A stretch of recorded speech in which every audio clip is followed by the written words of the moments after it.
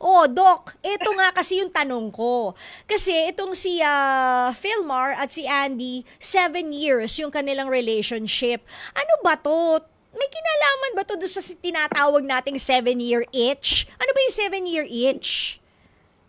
Kasi sinasabi nila na after 7 years, ang isang relationship, usually talagang may pinagdadaan ng mga pagsubok, mga struggles, kasi yun yung more or less sabihin na natin, meron nang nakikita yung, kasi di ba siyempre, pagdating ng mga first 2, 5 years yan, nakikita mo na talagang sabihin mo, masyadong romantic pa rin yung relationship, nakikita mo more or less na maayos sila, nasa honeymoon phase, pero they wanted to make things patch up palagi para sa ganun hindi naman talaga yung magkakahiwalay. Unfortunately, syempre, as time goes by na parang akala nagkakaintindihan, there's a tendency na talagang hindi natin maiwasan na hindi naman cheating, pero pwede maging micro-cheating.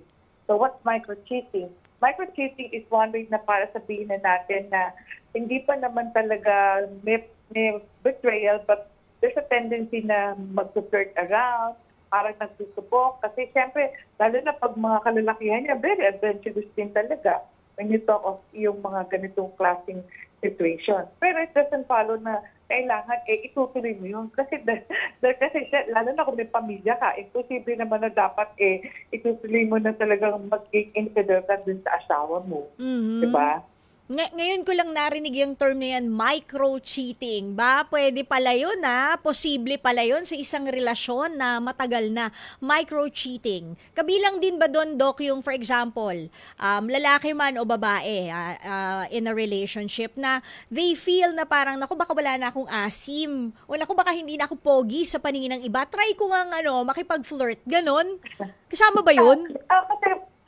Kasi pag sinabi mo kasing micro-cheating, it's less serious than if it's infidelity. Parang example about it, sinabi nga flirting with someone other than your partner. Tapos ito yung mga tipo ng tao na nagla-like or nagko-comment sa mga content sa social media na ibang tao.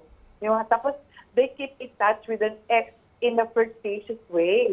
Pwedeng ganon. O kaya naman, syempre they spend money on someone other than your partner. So yun yung mga medyo sabihin na natin, kumpisa na talagang pwede maging red flags leading to infidelity. Kasi yun yung mga tipong dati palagi nakasuot yung wedding ring, biglang automatic iniiwan sa bahay ang wedding ring pag umaalis sa labas. Tapos sasabihin hindi na kasi kasya, masikip na. Diba?